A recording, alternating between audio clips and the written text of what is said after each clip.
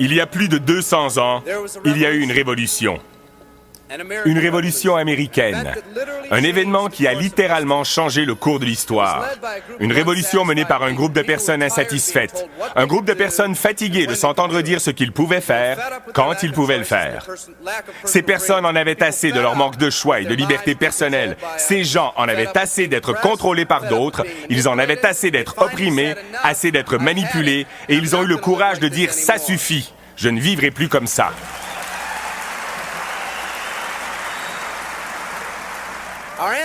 Nos ancêtres étaient des personnes qui ont pris l'entière responsabilité de ce qui pouvait leur arriver. C'est cet esprit qui a enflammé le pays et formé ce qui est maintenant un géant dans le monde libre. Laissez-moi vous poser une question. Où est cet état d'esprit aujourd'hui? Le temps est venu pour une autre révolution. Laissez-moi vous expliquer pourquoi l'une des lois de l'univers s'appelle la loi de l'utilisation. Elle dit simplement que vous perdez tout ce que vous n'utilisez pas. Le manque d'utilisation cause la perte, la dépréciation. La foi inutilisée s'estompe. Si vous n'utilisez pas vos compétences, vous perdez ces compétences. Si vous n'utilisez pas votre liberté, vous perdez votre liberté. La liberté ne vient pas automatiquement. Elle ne se transmet pas de génération en génération comme un héritage, mais elle doit être obtenue chaque jour. Au début du siècle, en 1900, moins de 10% des personnes travaillaient pour le gouvernement ou une tierce personne. Plus de 90% étaient des travailleurs autonomes. Nous étions indépendants. En 1980, seulement 80 ans plus tard, plus de 90% d'entre nous travaillaient pour une tierce personne ou le gouvernement et moins de 10% d'entre nous étaient autonomes. Nous avons évolué de l'indépendance vers la dépendance. Des personnes qui ont pris l'entière responsabilité de tout ce qui leur arrivait vers des personnes qui deviennent talentueuses et expertes dans l'art de blâmer les autres pour leurs problèmes.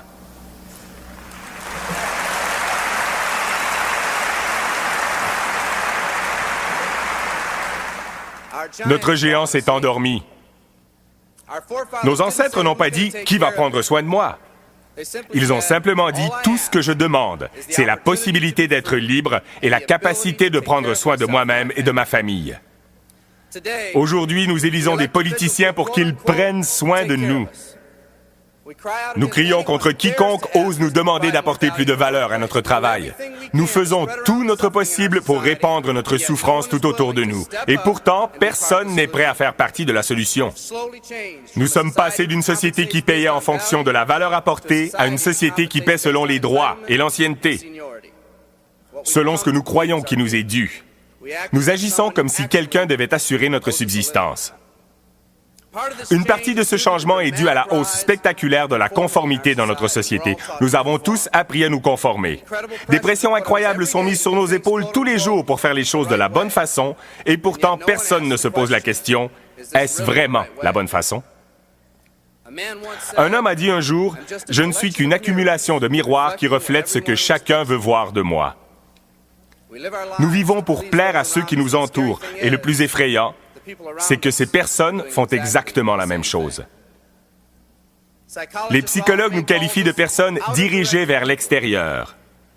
Nous n'agissons pas, nous réagissons. Nous ne cherchons pas à être remarquables, mais à rentrer dans le moule. Nous sommes en mesure de répondre, mais pas de choisir.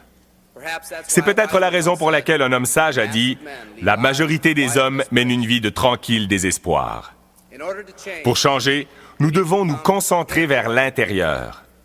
Devenir des personnes avec nos propres objectifs.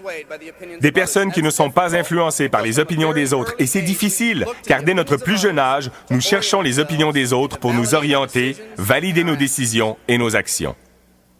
Nietzsche a dit « Nous avons besoin de plus de gens forts dans ce monde, parce que les faibles, par leur seule masse, imposent des idées faibles et des valeurs faibles sur nous tous. »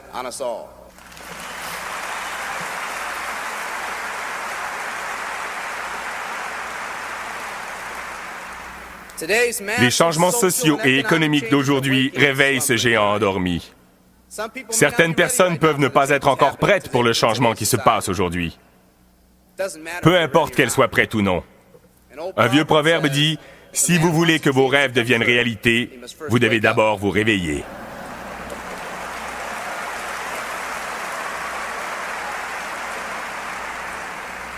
Je suis pour ma part heureux de ces changements radicaux dans notre société parce que je crois que dans cette crise se trouve l'esprit d'indépendance qui autrefois propulsa ce pays.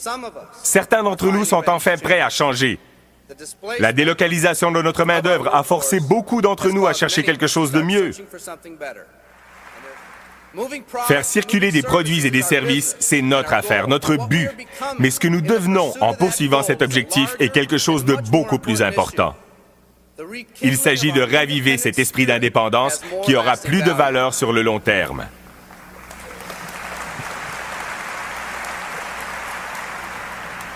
Il n'y a pas plus noble entreprise que l'entreprise qui encourage le développement des personnes. Chaque organisme vivant a une seule obligation dans la vie, réaliser la pleine mesure de ses possibilités. Les glands deviennent des chênes et les chiots des chiens. C'est tout ce qu'on leur demande. En tant qu'être humain, accomplir notre mission est beaucoup plus difficile. Contrairement à toute autre créature vivante sur cette planète, vous avez le choix. Vous n'allez pas pousser comme un arbre. Vous allez vous développer de la façon dont vous décidez et choisissez de croître. Quand une personne choisit de vivre, deux choses se produisent. Premièrement, accepter la responsabilité de sa vie prend une toute nouvelle signification. Accepter la responsabilité n'est pas quelque chose d'imposé, mais quelque chose qu'ils ont choisi. La deuxième chose qui se passe est que la discipline imposée est remplacée par l'autodiscipline. Ils acceptent cette discipline non pas parce qu'elle est imposée, mais parce qu'ils ont eux-mêmes choisi ce qu'ils veulent faire de leur vie. Tout comme lorsque les hommes et les femmes, privés de leurs droits il y a plus de 200 ans, en ont eu assez et ils ont dit qu'ils n'allaient plus vivre comme ça un jour de plus. Une autre révolution est en marche. Elle ne vient pas seulement des Américains, mais de personnes du monde entier.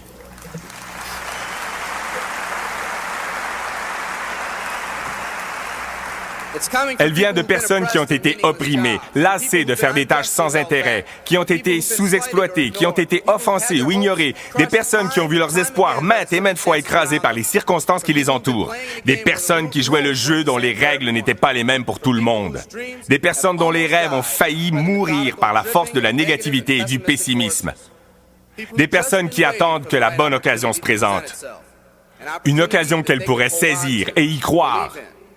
Un endroit où les gens croiraient en elle. J'entends le grondement de cette révolution chaque jour.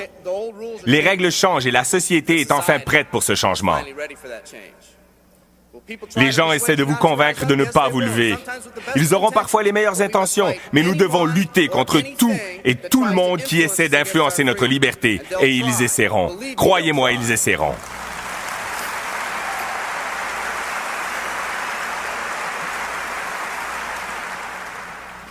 Ils vont essayer de vous proposer leur route, de vous décourager, de vous distraire.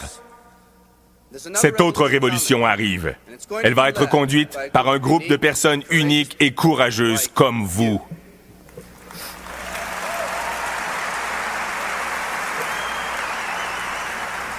Des personnes qui en ont assez de leur quotidien, des personnes qui veulent atteindre le sommet de la montagne. Et si quelqu'un vous dit que vous ne pouvez pas monter cette montagne, que vous n'avez pas d'expérience, dites-leur « Je vais au sommet ».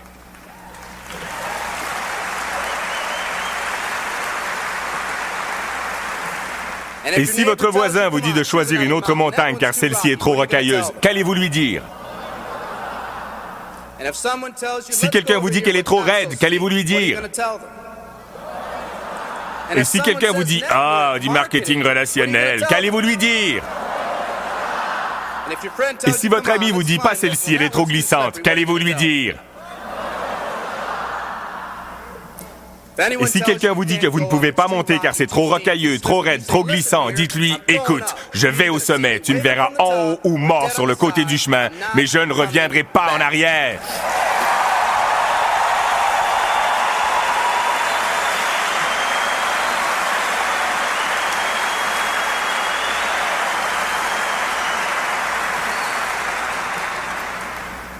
Cette attitude de faire ou mourir entraîne quelque chose. C'est comme si le destin, le temps et les circonstances se rencontraient et se disaient « Écoutez, il dit qu'il le fera ou qu'il mourra. Autant le laisser faire. »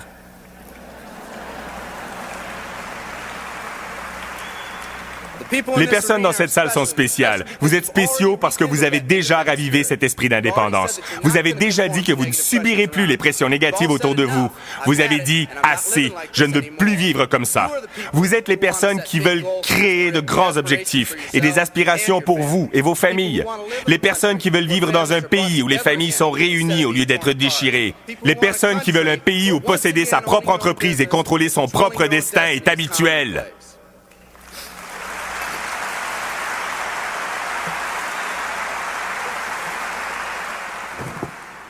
Vous êtes les personnes qui veulent un pays où chaque homme, chaque femme et chaque enfant est traité avec le même respect et la même dignité.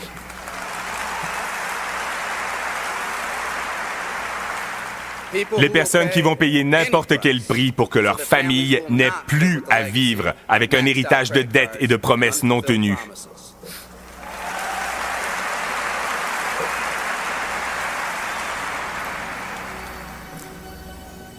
Aujourd'hui, nous sommes à la genèse d'une nouvelle révolution que des personnes comme vous et moi allons conduire.